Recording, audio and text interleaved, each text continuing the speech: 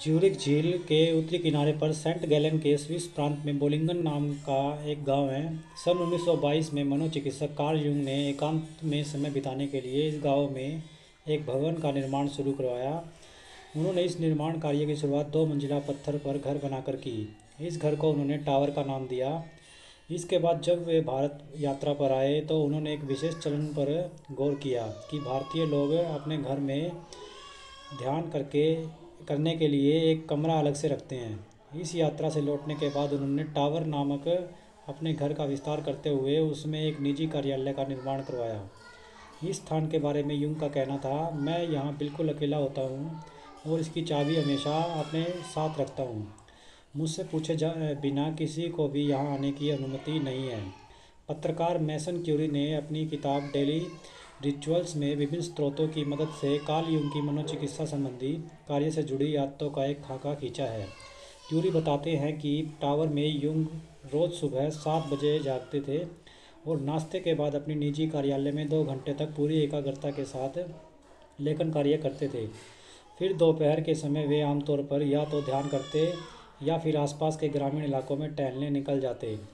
Tower में बिजली की सुविधा नहीं थी, इसलिए दिन के आखिरी में जैसे जैसे अंधेरा बढ़ता वहाँ रोशनी के लिए तेल के लैंप और घर को गर्म रखने के लिए चिमनी जला दी जाती। अंततः रात 10 बजे तक युंग सोने चले जाते।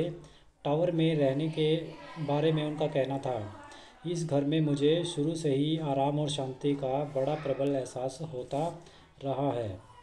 बोलिंगन के इस भवन को छुट्टियां बिताने के लिए बनाए गए घर के रूप में देखना स्वाभाविक है, लेकिन अगर हम इस युंग के उस दौर के कैरियर के संदर्भ में देखें तो यह स्पष्ट हो जाता है कि उन्होंने अपने कामकाज से भागने के लिए इस घर का निर्माण नहीं कराया था। सन 1922 में युंग ने जब यह संपत्ति खरीदी तब उनके पास छुट्टियां लेने का समय ही नहीं था। इसके सिर्फ एक साल पहले सन 1921 में उन्होंने साइकोलॉजिकल टाइप्स शीर्षक से एक बेहद प्रभावशाली किताब लिखी थी। इस किताब ने युंग और उनके एक ज़माने के दोस्त व मार्गदर्शक सिगमंड फ्रॉइड, जिन्हें क्या है कि आज मनोविश्लेषणात्मक के पितामह के रूप में देखा जाता है, के बीच लंबे समय से बढ़ रहे मतभेदों को और तीखा बना दिया था। 1920 के ज़माने में सिगमंड फ्रॉइड के विचारों से असहमत होना बड़ा ही साहसी कदम माना जाता था। अपनी इस किताब को बौद्धिक समर्थन देने के लिए यह जरूरी था कि युंग चौकस रहे और आगे भी कई जोरदार लेख व किताबें लिखते रहे। अपने इन्हीं प्रयासों के चलते वे विश्लेषणात्मक मनोविज्ञान की बुनियाद रख सके, जिसे आज मनोविज्ञान के क्षेत्र में युंग की विचारधारा या दर्शन के रूप में जाना जाता है। यह स्पष्ट है कि ज्यूरिख में युंग अपने मरीजों को परामर्श व छात्रों को व्याख्यान देने में व्यस्त रहते थे, पर वे इस व्यस्तता मात्र से खुश नहीं थे। अचेतन मन को जिस रूप में जाना और समझा जाता था, युंग उसे बदलना चाहते थे। अपने इस लक्ष्य को पूरा करने के लिए युंग अपनी व्यस्त जीवन शैली, जो कि शहरी थी, में जितना सोच विचार कर पा रहे थे, उन्हें उससे कहीं ज़्यादा गहन और सावधानीपूर्वक ढंग से सोच विचार करने की ज़रूरत थी। स्पष्ट है कि युंग अपने कामकाज से भागने के लिए बोलिंगन स्थित उस घर में नहीं जाते थे, बल्कि वे तो अपने व्यावसायिक जीवन के विकास के लिए ऐसा करते थे। आगे चलकर कार्ल युंग 20वीं शताब्दी के सबसे प्रभावशाली विचारकों में से एक के तौर पर प्रसिद्ध हुए। बेशक उनकी इस सफलता के पीछे कई कारण हैं, पर इस किताब में प्रस्तुत करने के लिए मेरी दिलचस्पी उनके निम्नलिखित कौशल में सबसे ज़्यादा है, जिसने निश्चित ही उनकी उपलब्धियों में एक महत्वपूर्ण भूमिका निभाई थी। गहन कार्य, डीप वर्क। डीप वर्क क्या होता है? ध्यान भटकाने वाली स्थितियों से दूर एकाग्रता की अवस्था में की गई व्यावसायिक गतिविधियाँ जो आपकी मानसिक अक्षमताओं को सबसे उच्चतम स्तर पर ले जाती हैं। इन प्रयासों से नए मूल्यों की रचना होती है, आपके कौशल में सुधार आता है और इनकी नकल करना मुश्किल होता है। अपनी वर्तमान बौद्धिक अक्षमता से मूल्य की आखिरी बूंद को भी निचोड़कर निकालने के लिए गहन कार्य की जरूरत होती है। मनोविज्ञान और तंत्रिका विज्ञान के क्षेत्र में दशकों तक हुए शोधों के चलते आज हम यह जानते हैं कि गहन कार्य के दौरान गहन मानसिक परिश्रम होता है। वह आपकी अक्षमताओं को बेहतर बनाने के लिए ज़रूरी है। दूसरे शब्दों में अगर हम कहें तो गहन कार्य ठीक वैसा ही प्रयास है जो 20वीं सदी की शुरुआत में अकादमिक मनोचिकित्सक जैसे कठिन क्षेत्र में एक अलग पहचान बनाने के लिए आवश्यक था। गहन कार्य डीप वर्क को यह नाम मैंने ही दिया है। कार्ल यूंग ने अपने काम के लिए इन शब्दों का प्रयोग नहीं किया होगा, पर इस अवधि में उनके कार्य उसी व्यक्ति जैसे थे जो गहन कार्य में अंतर्निहित अवधारणा को वाकई समझता हो। युंग ने अपने व्यावसायिक जीवन में गहन कार्यों को बढ़ावा देने के लिए उस जंगली इलाके में पत्थर का घर बनवाया था। इस निर्माण कार्य के लिए काफ़ी समय, ऊर्जा और धन की जरूरत थी।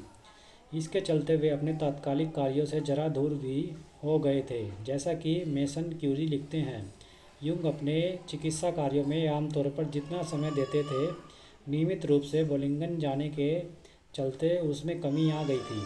हालांकि उनके कई मरीज उन पर निर्भर थे, लेकिन फिर भी युंग बोलिंगन के यात्राओं के लिए समय निकालने से हिचकते नहीं थे। गहन कार्य को, डीप वर्क को प्राथमिकता देना भी एक किस्म का बोझ ही था, लेकिन फिर भी युंग के लिए दुनिया बदलने का अपना लक्ष्य पूरा करने के लिए यह जरूरी था। अगर आप प्राचीन और हालिया इतिहास की प्रभावशाली शख्सियतों के जीवन का अध्ययन करेंगे तो पाएंगे कि वे सब गहन कार्य को लेकर वचनबद्ध थे। उदाहरण के लिए, युंग से कई दशक पहले 16वीं सदी के निबंधकार मिशेल डी मोंटेन अपने निजी पुस्तकालय में बैठकर काम करते थे, जिसे उन्होंने अपने फ्रांसीसी किले की दीवारों के सामने स्थित दक्षिणी टावर पर बनवाया था। वहीं मार्क ट्वेन ने अपना मशहूर उपन्यास the adventures of Tom Sawyer का अधिकांश हिस्सा न्यूयॉर्क के क्वारी फार्म के एक छप्पर के नीचे बैठकर लिखा था, जहां वे गर्मियों का समय बिताने गए थे। ट्वेन का यह अध्ययन कक्ष उनके मुख्य घर से इतना अलग थलग था कि जब उनके परिवार के सदस्यों को ट्वेन को भोजन के लिए पुकारना होता तो ट्वेन का ध्यान खींचने के लिए उन्हें हॉर्न बजाना पड़ता था। मतलब वो पूरी तरीके से एकाग्र होकर अपने कार्य के अंदर लगे होते थे। आइए इतिहास के उस दौर से आगे बढ़कर हालिया समय में आते हैं, जहां मशहूर फिल्म लेखक और निर्देशक वुडी एलन पर विशेष विचार किया जा सकता है। सन 1969 से 2013 के बीच 44 साल की अवधि में वुडी एलन ने 44 फिल्में बनाई, जिन्हें ऑस्कर पुरस्कारों में 23 नामांकन मिले। कलात्मक उत्पादकता की उनकी यह सफलता वाकई आश्चर्यजनक है। इस पूरी अवधि में एलन ने कभी भी अपने पास कोई कंप्यूटर नहीं रखा, इलेक्ट्रॉनिक उपकरणों से उनका ध्यान भटके। इसके बजाय उन्होंने हमेशा अपनी फिल्मों की पटकथा लिखने के लिए एक जर्मन टाइपराइटर ओलंपिया MP3 का इस्तेमाल किया। कंप्यूटर्स को इस तरह खारिज करने के मामले में एलन भी सैद्धांतिक भौतिक वैज्ञानिक पीटर हैग्स की श्रेणी में आते हैं, जो अपना कामकाज दुनिया से पूरी तरह कटकर और इतना अलग थलग रहकर करते थे कि जब उन्हें नोबेल पुरस्कार मिला तो उनसे बात करने के लिए बेचैन पत्रकार उन्हें ढूंढ ही नहीं पा रहे थे। दूसरी ओर लेखिका JK रोलिंग कंप्यूटर का इस्तेमाल तो करती हैं, पर हैरी पॉटर उपन्यास श्रृंखला लिखते समय वे सोशल मीडिया से बिल्कुल गायब थी। संयोग की बात यह है कि सोशल मीडिया का उदय भी इसी अवधि में हुआ था और यह तकनीक मीडिया शख्सियतों के बीच फौरन लोकप्रिय हो गई थी। आखिरकार सन 2009 की शरद ऋतु में जब रोलिंग अपना अगला उपन्यास द कैजुअल वैकेंसी लिख रही थी, तो उनके स्टाफ ने उनके नाम से ट्विटर अकाउंट बना दिया। लेकिन अगले 1.5 साल में उनका सिर्फ एक ही ट्वीट आया, जो कुछ इस प्रकार था: यह मेरा असली अकाउंट है, लेकिन अभी मैं आप लोगों के साथ अधिक संवाद नहीं कर पाऊंगी, क्योंकि फ़िलहाल पेन और कागज़ की ही क्या है कि मेरी प्राथमिकता है। निश्चित ही गहन कार्य सिर्फ या डीप वर्क जो है सिर्फ ऐतिहासिक या टेक्नोफोबिक, जिसे कहें कि तकनीक से घबराने या उसके प्रति संदेहवादी नज़रिया रखने वाले लोगों तक ही सीमित नहीं है। माइक्रोसॉफ्ट के CEO बिल गेट्स के बारे में मशहूर है कि वे साल में 2 बार अपना समय थिंक विक्स में बिताते थे। आमतौर पर इसके लिए वे किसी झील के किनारे बनी कॉटेज में जाकर खुद को हर किसी से बिल्कुल अलग थलग कर लेते। इस दौरान कुछ और करने की बजाय वे सिर्फ किताबें पढ़ते और बड़े बड़े विचारों पर मनन चिंतन करते। सन 1995 में ऐसे ही थिंक वीक के दौरान बिल गेट्स ने इंटरनेट टाइडल वेव शीर्षक से एक मशहूर स्मृति पत्र लिखा, जिसने उनकी कंपनी माइक्रोसॉफ्ट का ध्यान नेट स्पेस कम्युनिकेशन की ओर खींचा, जो उस दौर की एक नई और तेज़ी से बढ़ती हुई कंपनी थी। इस विषय से जुड़ी एक विडंबना ये है कि इंटरनेट युग की हमारी मशहूर अवधारणा की रचना में सहयोगी रहे साइबर पंक साइंस फिक्शन की एक शैली लेखक नील स्टीफेंसन तक इलेक्ट्रॉनिक माध्यम से पहुंचना करीब करीब असंभव होता है। उनके संपर्क करने के लिए उनकी वेबसाइट पर कोई ईमेल एड्रेस नहीं है, बल्कि एक लेख मौजूद है जिसमें बताया गया है कि नील स्टीफेंसन क्यों जानबूझकर सोशल मीडिया से दूर रहते हैं। अपनी इस अनुपस्थिति की व्याख्या उन्होंने एक बार कुछ इस तरह की थी: अगर मैं अपने जीवन को कुछ यूं व्यवस्थित करूं कि मेरे पास एक साथ ढेर सारा समय हो और कोई चीज़ मेरा ध्यान न भटकाए, तो मैं इस समय का उपयोग अपने उपन्यास लिखने में करूँगा। लेकिन अगर मेरा ध्यान लगातार भटकता रहे तो फिर मेरे पास अपने लिखे उपन्यासों की जगह सिर्फ ढेर सारे ईमेल ही होंगे जो मैंने दूसरों को भेजे होंगे। प्रभावशाली लोगों, इफ़ेक्टिव पीपल्स के बीच गहन कार्य डीप वर्क की इस सर्वव्यापकता हर जगह पर होना पर जोर देना इसलिए महत्वपूर्ण है क्योंकि यह अधिकांश आधुनिक नॉलेज वर्कर्स के व्यवहार से बिल्कुल विपरीत है। ये एक ऐसा समूह है जो गहनता में जाने का महत्व तेज़ी से भुलाता जा रहा है। गहन कार्य से नॉलेज वर्कर्स के दूर होने का स्पष्ट कारण है नॉलेज नेटवर्क टूल्स। यह एक व्यापक श्रेणी है जिसके अंतर्गत ईमेल और एसएमएस जैसी संचार सेवाएं, ट्विटर और फेसबुक जैसे सोशल मीडिया नेटवर्क्स, बज़फीड व रेडिट जैसे आकर्षक इंफोटेनमेंट, एंटरटेनमेंट और इन्फॉर्मेशन यानी मनोरंजन व सूचना का मिला जुला संस्करण वेबसाइट्स आती हैं। कुल मिलाकर इन टूल्स का चलन में आना और साथ ही स्मार्टफोन्स और कंप्यूटर के जरिए इन टूल्स तक लोगों के आसान पहुंच ने अधिकांश नॉलेज वर्कर्स का ध्यान भटका दिया है। सन 2012 में मैनेजमेंट कंसल्टिंग कंपनी मैकेंजी के एक अध्ययन से पता चला कि वर्तमान में एक औसत दर्जे नॉलेज वर्कर सप्ताह में अपने कुल कामकाजी समय में इलेक्ट्रॉनिक कम्युनिकेशन और इंटरनेट सर्चिंग में 60% समय बिताते थे और वह अपने कुल समय में से 30% समय तो सिर्फ ईमेल पढ़ने और उनका जवाब देने में ही बिता देते थे। भटके हुए ध्यान की अवस्था में रहकर गहन कार्य डीप वर्क करना संभव नहीं होता क्योंकि डीप वर्क के बिना किसी रुकावट के देर तक सोच विचार करने की ज़रूरत होती है। हालांकि ऐसा नहीं है कि आधुनिक नॉलेज वर्कर सिर्फ मौज मस्ती ही करते रहते हैं। दरअसल वास्तविकता यह है कि वे आज भी हमेशा की तरह ही व्यस्त रहते हैं। पर इस विसंगति का कारण क्या है? दरअसल एक अन्य चीज़ जो वास्तव में गहन कार्य का ही समकक्ष है, उससे ये सारे कारण स्पष्ट हो जाते हैं। नंबर 1 है सतही कार्य।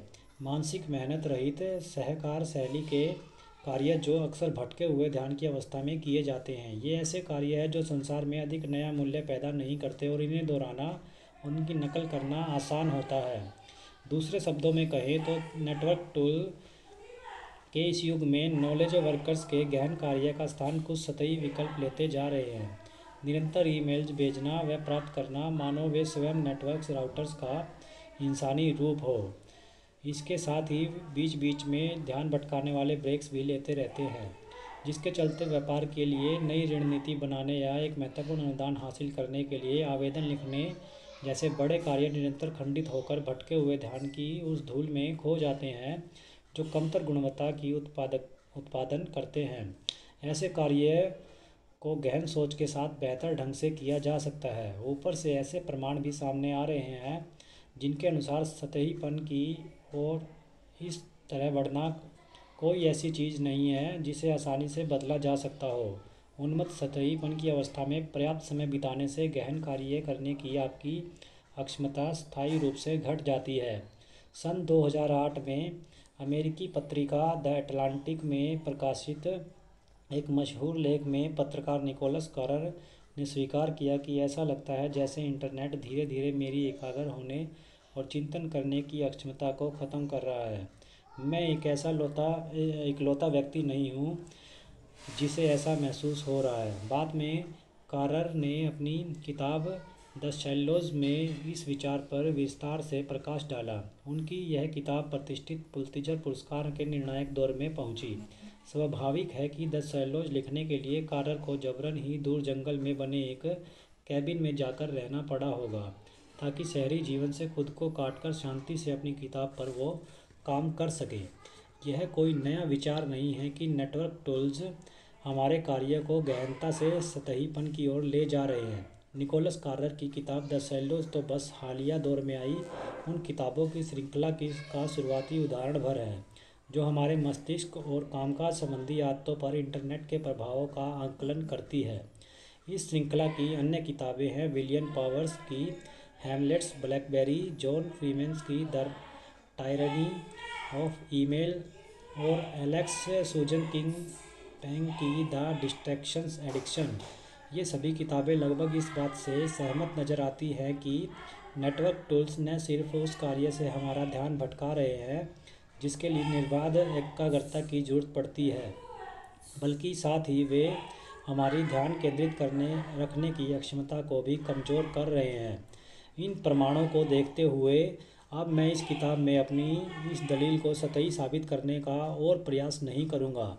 मुझे उम्मीद है कि आप इस बात से सहमत हैं कि नेटवर्क टूल्स गहन कार्य पर नकारात्मक प्रभाव डालते हैं। साथ ही मैं इस बदलाव के दूरगामी सामाजिक परिणामों को बताने वाली कोई विशेष दलील भी नहीं दूंगा, क्योंकि ऐसे तर्क वितर्क से अक्सर आपस में मनमुटाव होने की आशंका रहती है। इस बहस के दो पक्ष हैं। पहला पक्ष जेरोन लेनियर और जॉन फ्रीमैन जैसे लोगों का है जो तकनीक के प्रति संदेहवादी नज़रिया रखते हैं।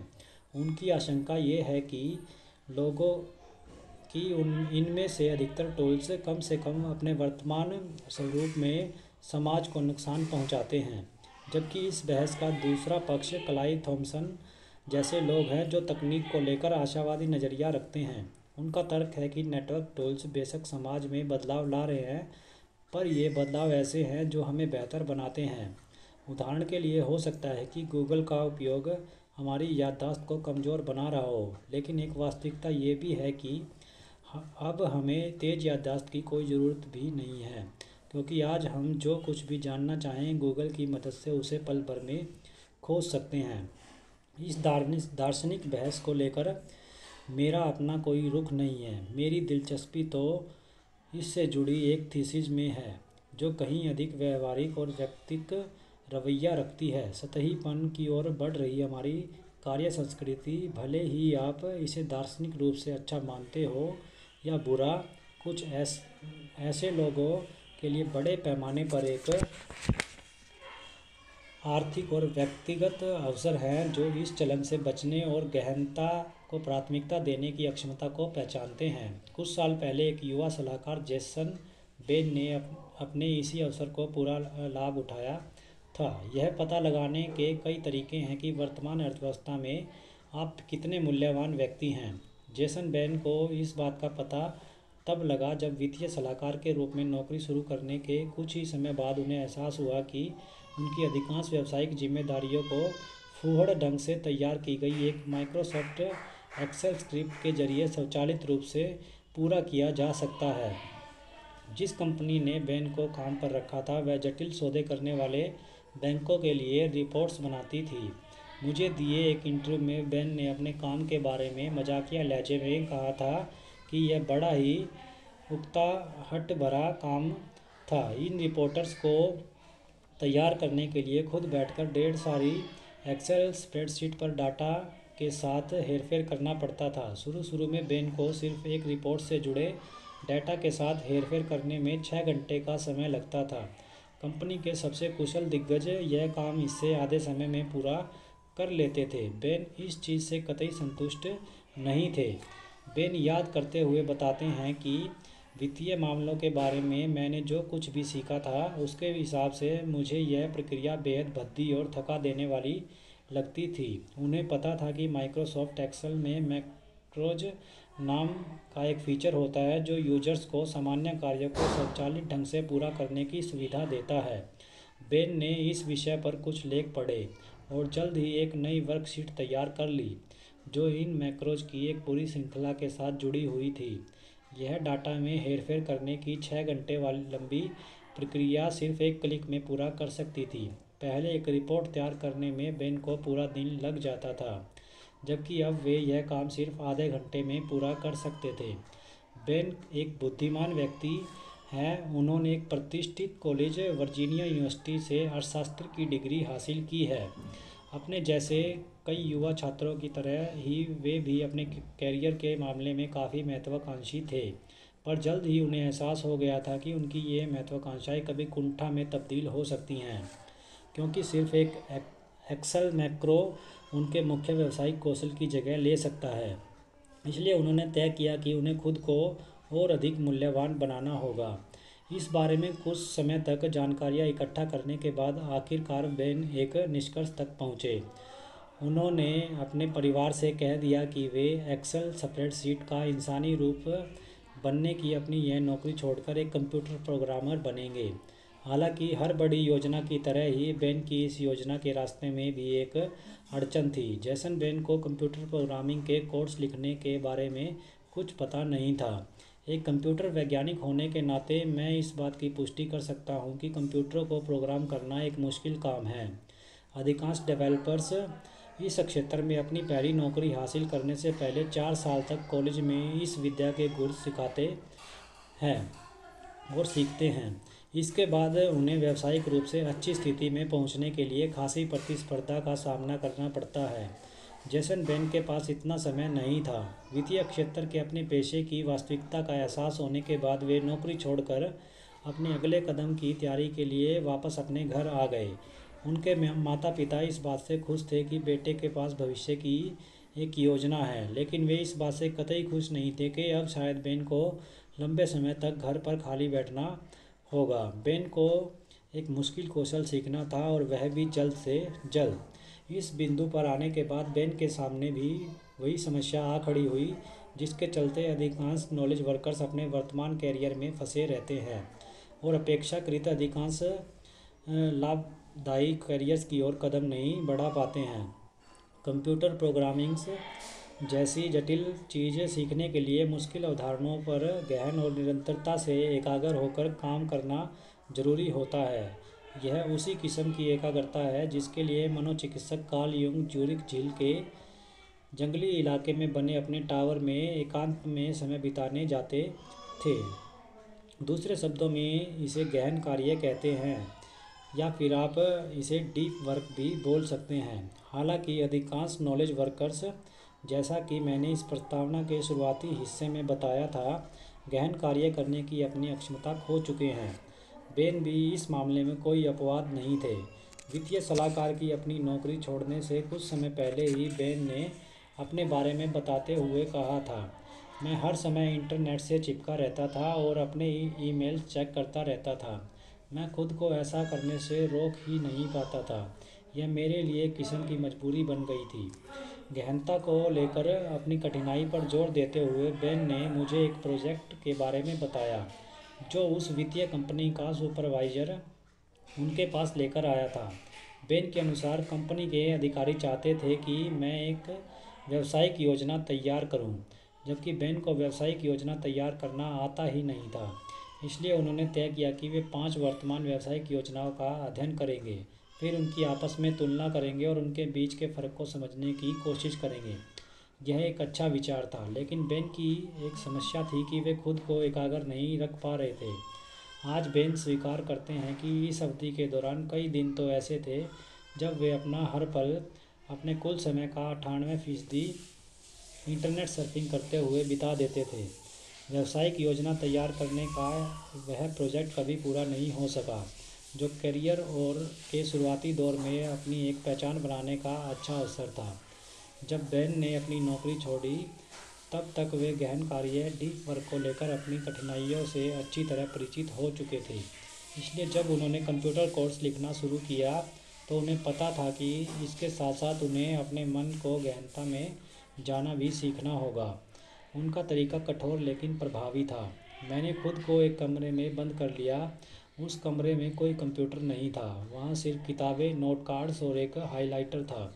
वहाँ वे कंप्यूटर प्रोग्रामिंग की उन किताबों की ज़रूरी बातों को हाईलाइट करते, उनमें प्रस्तुत विचारों को नोट कार्ड्स पर नोट करते और फिर ज़ोर ज़ोर से उनका अभ्यास करते। इलेक्ट्रॉनिक्स उपकरणों से दूर यह समय शुरू में बेन को काफ़ी कठिन लगा, लेकिन उन्होंने खुद को इसके अलावा कोई और विकल्प ही नहीं दिया। कंप्यूटर प्रोग्रामिंग की उन किताबों में बताई गई चीज़ों को सीखना उनके लिए ज़रूरी था। उन्होंने यह सुनिश्चित किया कि उस कमरे में ऐसी कोई चीज़ न हो जो उनका ध्यान भटका सके। धीरे धीरे उनकी एकाग्रता बेहतर होने लगी और आखिरकार एक समय ऐसा आया जब वे हर रोज़ लगातार 5 घंटे तक बिना ध्यान भटके पूरी एकाग्रता के साथ इस नए कौशल को सीखने में जुटे रहते। वे याद करते हुए बताते हैं कि इस अवधि में मैंने खुद को कमरे में बंद रखकर कुल 18 किताबों का अध्ययन किया। 2 महीने तक खुद को कमरे में बंद रखकर अध्ययन करने के बाद बेन ने डेव बूट कैंप में भाग लिया। यह वेब एप्लीकेशन प्रोग्रामिंग पर सप्ताह में 100 घंटे चलने वाला एक क्रैश कोर्स है और अपनी कठिनता के लिए बड़ा प्रसिद्ध है। प्रोग्राम पर शोध करते समय बेन को एक छात्र मिला जो प्रिंसटन यूनिवर्सिटी से पीएचडी कर चुका था। उसने डेव बूटकैंप की व्याख्या कुछ इस प्रकार की, मैंने अपने जीवन में कभी इतनी मुश्किल चीज़ का काम नहीं किया था। क्योंकि बेन पहले ही अच्छी खासी तैयारी कर ली थी, साथ ही उन्होंने हाल ही में गहन कार्य करने की अपनी क्षमता को भी बेहतर बना लिया था, इसलिए इस बूट कैंप में भी उन्होंने उत्कृष्ट प्रदर्शन किया। इस बारे में उनका कहना था, कुछ लोग यहाँ बिना किसी तैयारी के ही चले आते हैं, फिर वे ध्यान केंद्रित नहीं कर पाते और न ही उनकी सीखने की गति तीव्र होती है। बेन के साथ इस कोर्स में जितने छात्रों ने भाग लिया था उनमें से सिर्फ आधे ही इसे तयशुदा अवधि में पूरा कर सके। बेन ने न सिर्फ इसे पूरा किया बल्कि अपनी कक्षा में वे सर्वोत्तम भी रहे। बेन ने जो गहन कार्य किया, डीप वर्क किया, वह उनके लिए लाभदायक साबित हुआ। जल्दी ही उन्हें सैन फ्रांसिस्को के टेक स्टार्टअप में डेवलपर की नौकरी मिल गई, जिसकी वेंचर फंडिंग $25 मिलियन थी। 6 महीने पहले जब बेन ने वित्तीय सलाहकार की अपनी नौकरी छोड़ी थी, उस समय उनकी सालाना कमाई मात्र $40,000 थी, पर अब इस नई नौकरी में कंप्यूटर डेवलपर के रूप में उनकी सालाना $1 लाख मिल रहे थे। ये एक ऐसी रकम थी जिसका बेन के कौशल के साथ साथ बढ़ते जाना लगभग तय था। सिलिकॉन वैली के बाज़ार में इस बढ़ोतरी की कोई आखिरी सीमा नहीं होती। पिछली बार जब मेरी बेन से बात हुई तो वे अपनी नई नौकरी में तेज़ी से उन्नति कर रहे थे। गहन कार्य डीप वर्क के नए नए उपासक बने बेन ने अपने ऑफिस के पास ही एक अपार्टमेंट किराए पर ले लिया था, जिससे उनके लिए हर रोज़ सुबह सुबह अपने सहकर्मियों से पहले ऑफिस पहुंचना और बिना ध्यान भटके काम करना संभव हो गया। उन्होंने मुझे बताया कि जब मेरा दिन अच्छा गुजर रहा होता है तो मुझे दिन की पहली मीटिंग शुरू होने से पहले ही एकाग्र होकर काम करने के लिए करीब 4 घंटे का समय मिल जाता है। इसके बाद अक्सर दोपहर में भी एकाग्र होकर काम करने के लिए करीब 3 से 4 घंटे मिल जाते हैं। और यहाँ एकाग्र होने का मतलब सचमुच एकाग्र होना है। कोई ईमेल नहीं, कोई हैकर न्यूज़ नहीं, सिर्फ और सिर्फ प्रोग्रामिंग बस। जो व्यक्ति खुद ही यह स्वीकार कर चुका हो कि वह अपनी पिछली नौकरी में दिन का 98% समय सिर्फ इंटरनेट सर्फिंग करते हुए बिता दिया करता था, ऐसे व्यक्ति में यह बदलाव आना अपने आप में वाकई अचरज की बात है। जेसन बेन की कहानी हमें एक महत्वपूर्ण सबक सिखाती है। गहन कार्य लेखकों और 20वीं सदी के शुरुआती दौर के दार्शनिकों का अतीत के प्रति प्रेम नहीं है, बल्कि यह एक ऐसा कौशल है जो वर्तमान में बहुत मूल्यवान है। इस मूल्य या महत्व के 2 कारण हैं। इनमें से पहला सीखने से जुड़ा हुआ है। आज हम एक ऐसी अर्थव्यवस्था में जी रहे हैं जो तेज़ी से बदलती हुई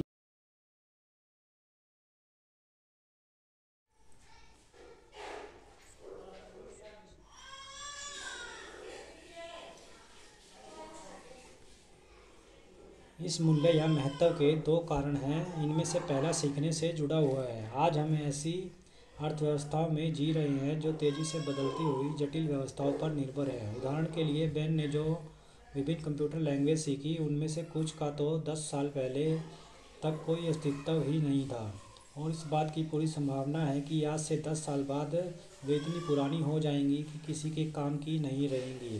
ठीक इसी तरह जिस व्यक्ति ने 1990 के दौर में मार्केटिंग के क्षेत्र में काम शुरू किया था, उसे संभवतः उस समय कोई अंदाज़ा नहीं रहा होगा कि आज के दौर में उसे डिजिटल एनालिटिक्स, डिजिटल विश्लेषण, में भी महारत हासिल करनी पड़ेगी। इसलिए हमारी अर्थव्यवस्था के मूल्यवान बने रहने के लिए आपको जटिल चीज़ें तेज़ी से सीखने की कला पर महारत हासिल करनी होगी। इसके लिए गहन कार्य की ज़रूरत होती है। अगर आप यह क्षमता विकसित नहीं करेंगे तो संभव है कि आप लगातार हो रही इस तकनीकी उन्नति के मामले में पीछे रह जाएंगे। गहन कार्य के मूल्यवान होने का दूसरा कारण ये है कि डिजिटल नेटवर्क क्रांति के प्रभाव सकारात्मक भी होते हैं और नकारात्मक भी।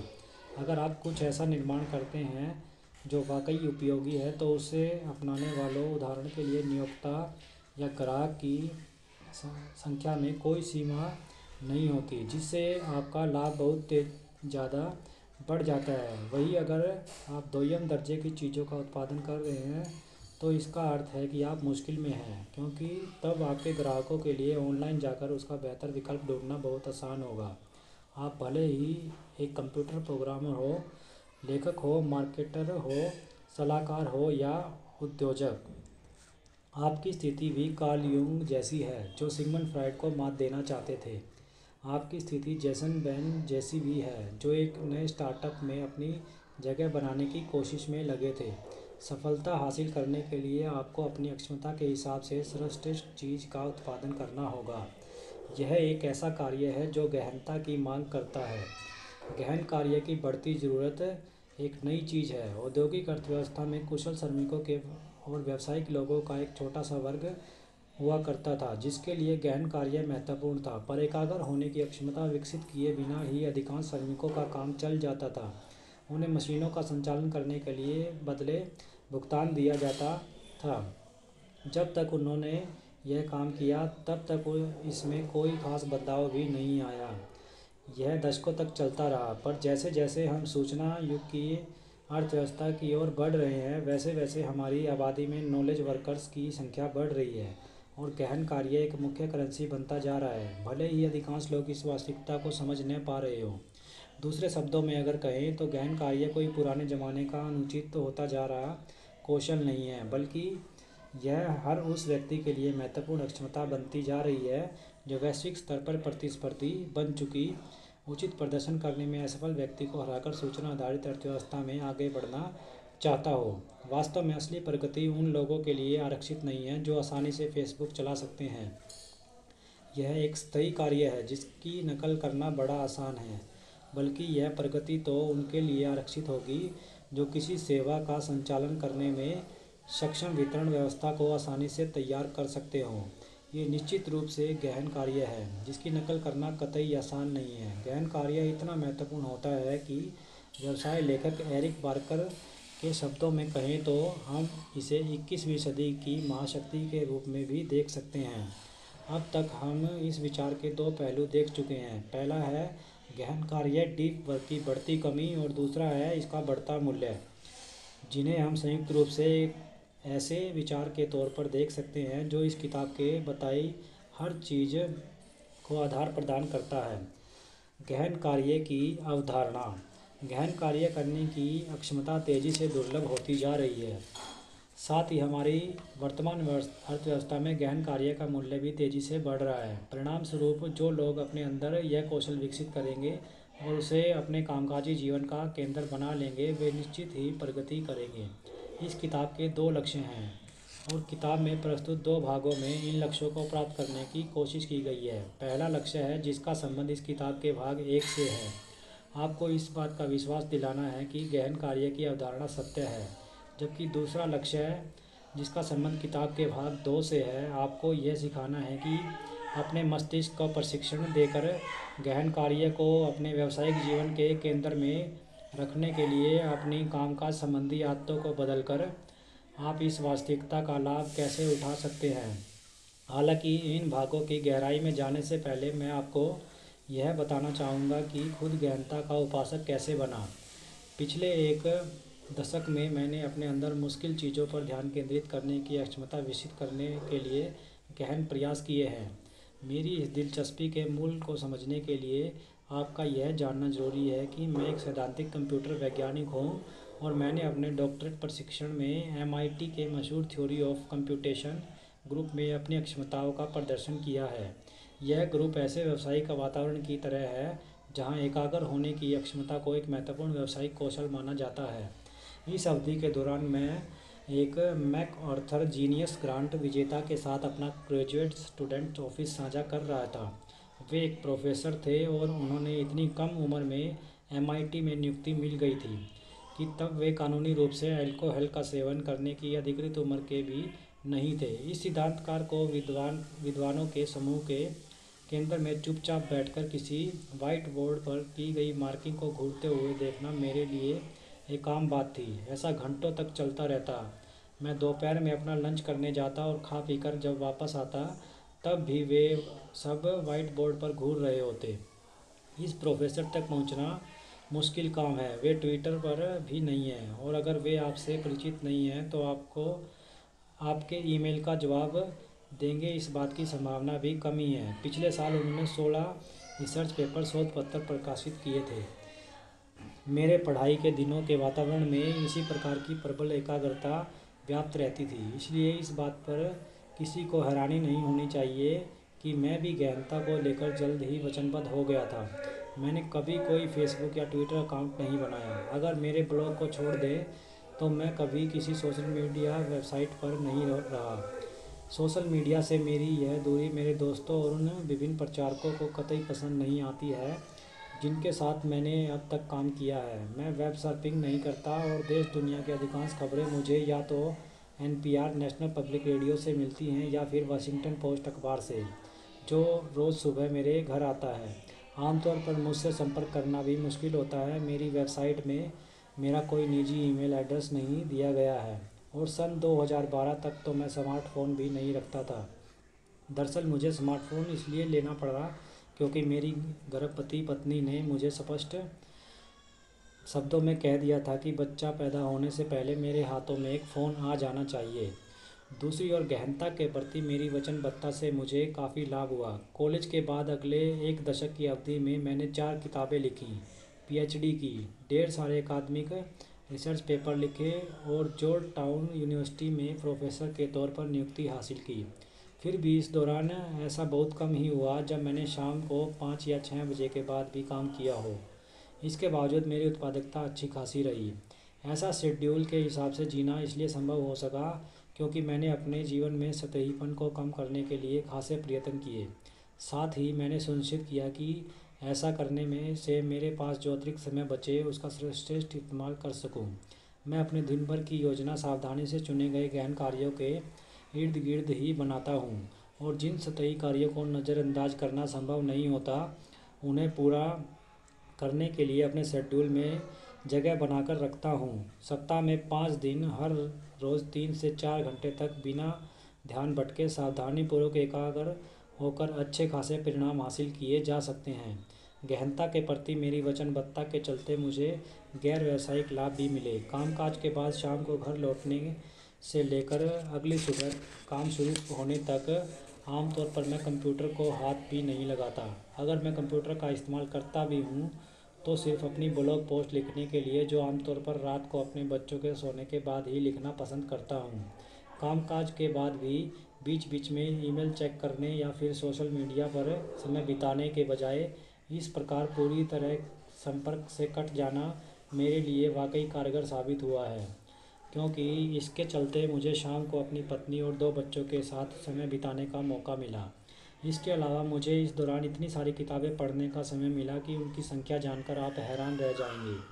दूसरे शब्दों में कहूँ तो जीवन में ध्यान भटकाने वाली चीज़ों की कमी होने के कारण मुझे बेचैनी भरी उस मानसिक ऊर्जा से बोझ नहीं उठाना पड़ता जो लोगों के दैनिक जीवन में तेज़ी से व्याप्त होती जा रही है। मुझे बोर होने में कोई समस्या नहीं है। यह वाकई आश्चर्यजनक रूप से लाभकारी कौशल साबित हो सकता है, खासकर वाशिंगटन डीसी में गर्मियों की अलसाई हुई रात में रेडियो पर किसी नेशनल गेम की कमेंट्री सुनते हुए। इस बात को सर्वश्रेष्ठ ढंग से कुछ इस प्रकार परिभाषित किया जा सकता है: यह गहनता के प्रति मेरे आकर्षण को और उन रणनीतियों को औपचारिक रूप देकर उनका वर्णन करने का एक प्रयास है जिनसे मुझे अपने इस आकर्षण के पर काम करने में मदद मिली है। इस सोच को मैंने कुछ हद तक अपने शब्दों में उतारा है ताकि आपको गहन कार्य के इर्द गिर्द अपने जीवन को एक नई शक्ल देने में मदद मिल सके। पर यह बात सिर्फ यही तक सीमित नहीं है। अपने इन विचारों को स्पष्ट करने में मेरी दिलचस्पी इसलिए भी है ताकि मैं आगे भी इसका विकास कर सकूं। गहन कार्य की अवधारणा को पहचानने से मुझे अपने जीवन में उन्नति करने में मदद मिली है। हालांकि मुझे लगता है कि मैं अब तक मूल्य उत्पादन की अपनी संपूर्ण क्षमता तक नहीं पहुंच पाया हूं। जब आप इस किताब के अध्यायों में प्रस्तुत विचारों और नियमों को जानने, समझने और अपनाने का प्रयास करेंगे या कर रहे होंगे, तो उस समय आप इस बात को लेकर निश्चिंत हो सकते हैं कि मैं खुद भी इन्हीं का अनुसरण करता हूँ, यानी सतहीपन को बेरहमी से कम करते जाना और कड़ी मेहनत करते हुए अपनी गहनता की तीव्रता, डीप वर्क को बढ़ाना। किताब के उपसंहार में आप जानेंगे कि मैं इसमें कितना सफल रहा हूँ।